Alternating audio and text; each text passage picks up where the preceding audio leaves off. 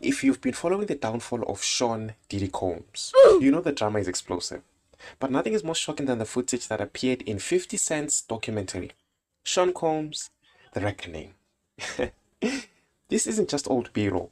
This is a catastrophic self-inflicted wound that reveals the music mogul's deepest, most sensitive legal discussions. The documentary features footage filmed in the tense days right before Combs was indicted and arrested in 2024. What we see is Diddy in a hotel room, allegedly shouting at his long-time high-profile defense attorney, Mark Agnifilo, over the phone. The content itself is shocking. Combs is visibly frustrated, complaining that he is losing his trial and continually cutting his lawyer off.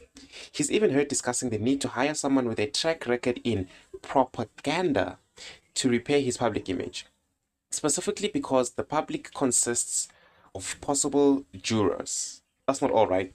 Diddy's team immediately fired back, issuing a cease and desist letter demanding Netflix pull the series, claiming the footage was stolen, unauthorized, and included privileged communications with his lawyer. The implication is that this material was so confidential, so essential to his defense, that it should have never seen the light of day. But the filmmakers insisted the footage was legally obtained.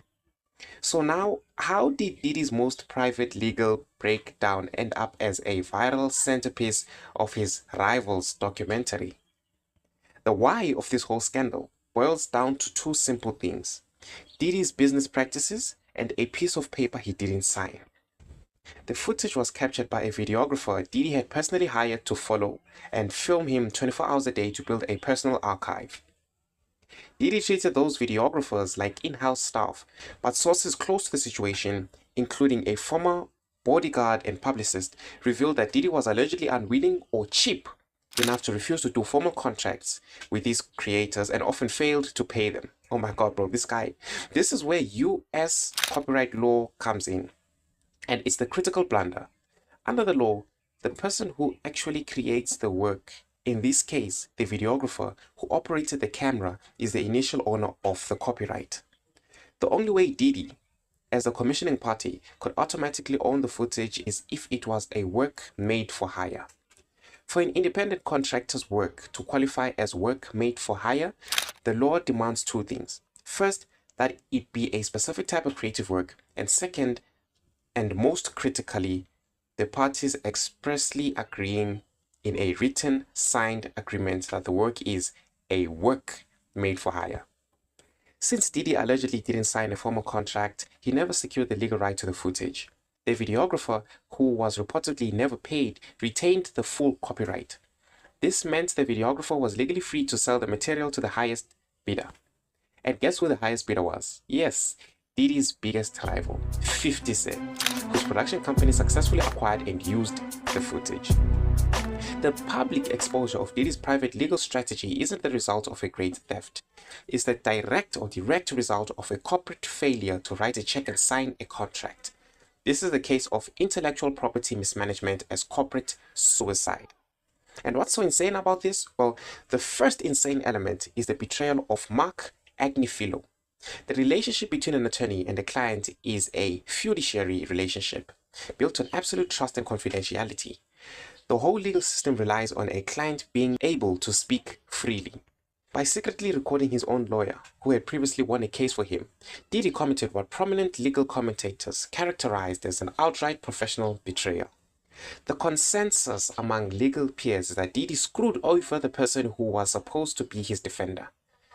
This revelation sent a chill through the legal world, with one defense attorney even stating that he quit practice because he was tired of worrying whether my clients were wired. That's in quotes, by the way.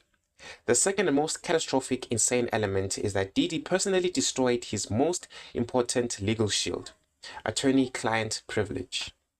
This privilege is what protects confidential legal communications from ever being compelled in court.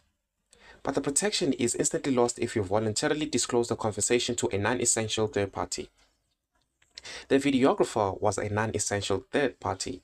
The moment the camera operator was present and recording Diddy's conversation with his lawyer, the expectation of the confidentiality was destroyed and the attorney-client privilege was legally waived over the entire communication.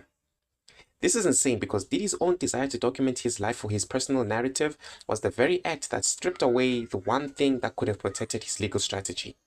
He literally filmed the waiver of his own privilege. Do you get that? And finally, the last insane detail. While Diddy may have been operating in a state like New York, which generally allows one-party consent recording using the videographer, the third party who was operating the recording machine without the lawyer's knowledge or consent could potentially trigger a serious criminal offense, like felony eavesdropping for the camera operator.